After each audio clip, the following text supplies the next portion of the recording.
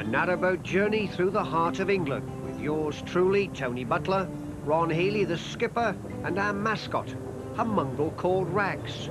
He's enjoying every minute of it and ready for anything. Ron and I are in the Black Country, my country. We're near Dudley on the Birmingham Canal navigation, and we're about to enter one of the longest tunnels in the UK, the Netherton Tunnel, which is almost 2 miles long. Ron, when was it built? It was built in 1858, Tony, and it was built to replace the Dudley Tunnel to relieve the traffic going through the Dudley Tunnel. This was really the heart of the canal network around that time when they were working morning, noon and night, weren't they? Yes, that's right. This is the most modern tunnel on the canal system. And of course, when it was built, the story goes that they actually installed gas light. The gas light was installed. Since then, it's been changed to electricity. And it is a fact that there is a towpath on each side of the tunnel, which you don't have in any of the other tunnels. It's almost the size of a railway tunnel, Ron. Oh, yes, it is. It's very similar. Not quite as high, but you could get a couple of trains in here. Eerie, too. Oh, you can see the other end quite well, so it's dead straight, running parallel with the old Dudley Tunnel, you know. Dead straight. Yes, you can see it just at the bottom there, can't you? That's right, yeah. Daylight. Imagine going through here, Ron, years ago by just candlelight at one stage, eh? Oh, dim and dismal through here. Can you see all right, navigating, a bit difficult? Yes, yes, you can see all right. They used to have the old oil lamps on the old boats, and I suppose they could see okay. But once they got the electric lights installed and lit the tunnel, there was no problem with them. How many boats an hour would have used Netherton Tunnel at its peak? Rather difficult to say. It varied with the period of the year. But, I should imagine there'd be at least 5 or 6 an hour going through here. What about the winter, Ron, when there was ice on the canals? Was there any method of breaking through the ice at that time? Oh, they used to have the old, what they call the icebreakers. They used to have about a dozen men on each side with a bar down the middle. And they used to pull it along with a horse, or motor-driven in later years, and they used to rock the thing side to side to break the ice. Plenty of water coming off the rooftops as well. They come through the ventilation shafts. There are about 5 different ventilation shafts along here. The thing about the canals in the West Midlands is the fact that they're so complex, aren't they? You're all over the place, really. The Birmingham Canal navigation system is very complex. You've got little offshoots here, there and everywhere going round to all the various suburbs of Birmingham. A lot of doubling back on yourself to get to certain places. Yes, you can go into one canal and you can loop around and come back into what they call the Birmingham main line further down. It's a pity that they aren't all open to navigation, Ron. I know the waterways are doing a good job and doing their best, but it would be much more interesting if they could crack the whole thing, wouldn't it? It would, really. A lot of them are all silted up now, and they didn't really go anywhere, just to some of the factories. You go along there and then you have to turn back again once you get to the factory wall. Of course, it was a problem when they were first built because the geography of the area was difficult, wasn't it? I mean, it's such an uphill and down dale part of the world, the Black Country of Birmingham. Yes, that's true. The old canal goes through from Gas Street, Birmingham, right the way through to Wolverhampton via Tipton Junction.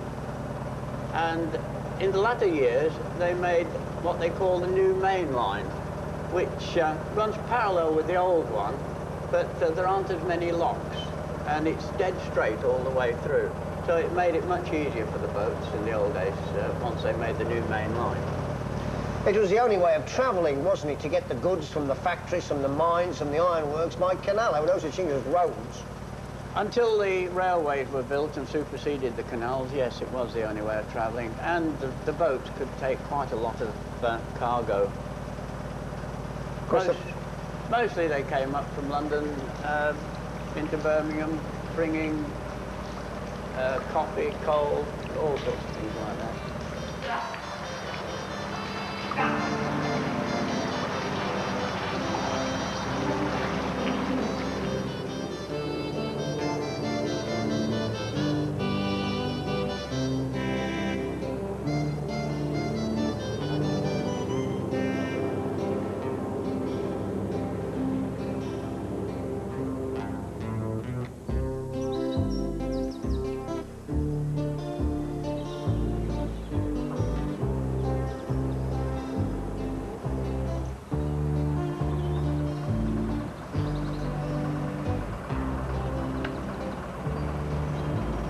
That was quite an experience, Ron. A little bit of a wetting one as well. Quite. It's amazing, isn't it? We can build tunnels straight 2 miles. We can't build roads for 2 miles straight, can we? It is true. Oh, daylight. It was wetter in there than it is outside. We enjoyed it. Remarkable. Well, from here we go to Dudley Port Junction now.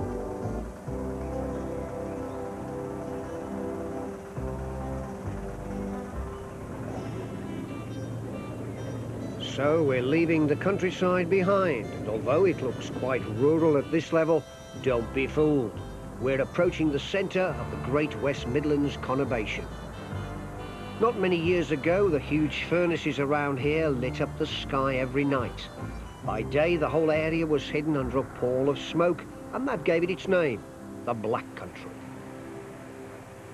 It was a tough place, and it bred some extraordinary larger-than-life characters, men like William Perry. His name may mean nothing today, but in Victorian times, he was the greatest. His story centres on this pub, the Fountain Inn at Tipton. At long last, they finally marked his amazing achievements in the world of prize fighting. Nowadays, bare-knuckle boxing is against the law. The landlady here has become something of an expert on William Perry's exploits. Her name's Nicky Mole. Nicky, tell me about the Tipton Slasher. Well, he was born in Tipton in 1819 and he went on to become champion barefist boxer of the world, a title which he held from 1850 to 1857. Why was he called the Slasher? Well, it was one of his, it's a fighting action, the way he used to box. They used to say it was like a slashing action he used with his arm. Do you know how many fights he had altogether in his career? 11 in total that is recorded for historic value. Now, he was quite a wealthy man at the height of his fame, wasn't he? Oh yes, during his fighting career he won 2 pubs, got a great deal of money, lots of jewellery. He was part of the Black Country nobility. Which means he was a rich Black Country very man, rich man, like yeah. what we aren't. Oh. Now, he had a rather tragic end to his career, didn't he?